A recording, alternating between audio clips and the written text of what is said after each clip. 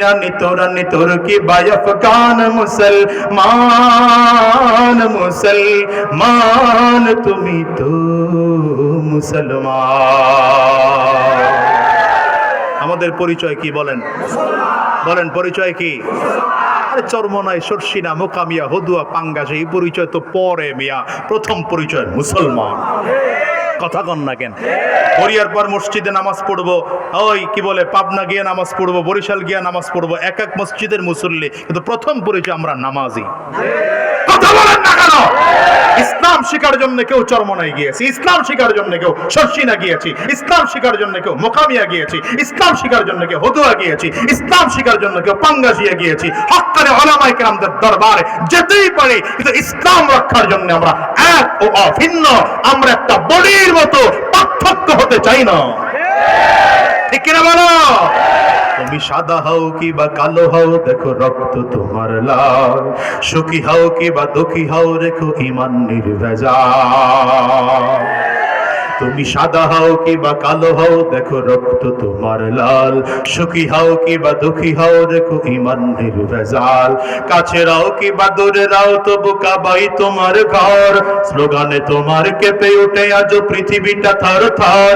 মৃত্যু তোমায় জানায় সালাম, দূরে তাকে শয়তান। মুসলমান মুসলমান তুমি তো মুসলমান।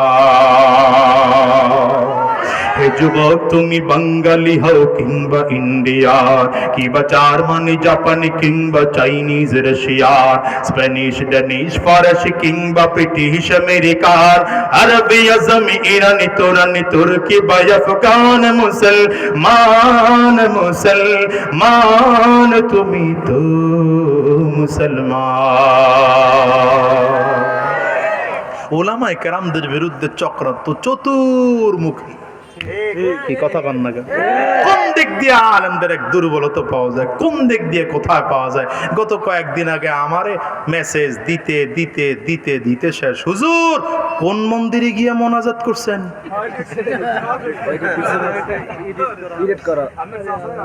তো এখন আমি জানি না কোন মন্দিরে গিয়ে মোনাজাত করছি। ওই 5ই আগস্টের পরে হঠাৎ করে আমার এলাকার কয়েকজন ফোন দিয়ে কয়, আমনে বলে মেডিকেলে ভর্তি। আমি কইলাম আমি বাসায় ঘুমাই। আমার এই পিএইচডিটা এটা দৌড়াইতে দৌড়াইতে বাসায় গেছে আমার। এটা বাসায় গিয়ে আমারে ঘুম থেকে উঠে হুজুর আপনার কি হয়েছে? কি হয়েছে? কয় আপনারে বলে পিঠে অবস্থা খারাপ করছে। কে কইছে? কয় পাবলিক কয়। ইস্যুর বাংলাদেশ নতুন নতুন ইস্যু বানায়। তো এখন আমি মন্দিরে গিয়ে মোনাজাত করছি, আমি জানি না ঘটনা কি। ঘটনা হিসাব করে দেখলাম কত সনে জানো? 2000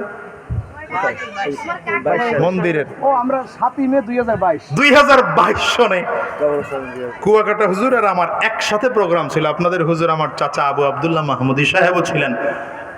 আমরা যাব হিজলা। তো স্পিড বোর্ডে বরিশাল দিয়ে রওনা করছি। মাগরিবের নামাজের সময় হয়েছে। তো চিন্তা করলাম মাগরিবের নামাজ যেহেতু পড়বই, চরমনায় উঠে পড়ি। চরমনায় উঠে মাগরিবের নামাজ পড়লাম। পীর সাহেব হুজুর শায়েখে চরমনায় 2 জন ছিলেন, এই কারণে আরো বেশি আগ্রহ করে নামছি দেখা করতে। মাগরিবের নামাজের আগে শায়েখে চরমনায় রহমতুল্লাহ আলাইহির কবরের সামনে দাঁড়ায়, কবর পিছনের এই কিবলামুখী হয়ে মোনাজাত করতেছে। বুঝেন নাই? সুন্নাত তরিকা হলো কিবলামুখী হয়ে হাত তুলো। এইটারে কে কোথা থেকে ধইরা নিয়া এডিট করে লাগায় দিয়া আমাকে 4 জনের ছবি সুন্দর করে দিয়া কয় হুজুরেরা এখন মন্দিরে গিয়ে মুনাজাত করে।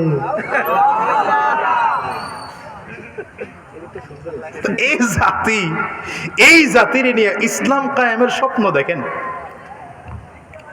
চিন্তা করেন এই লোকটা যা করেছে মিনিমাম তো 2-1 ঘন্টার নিচে পারে নাই মনে হয়। আমি তো বহুত খেয়াল করে দেখলাম, আমি হইলে তো পারবো না।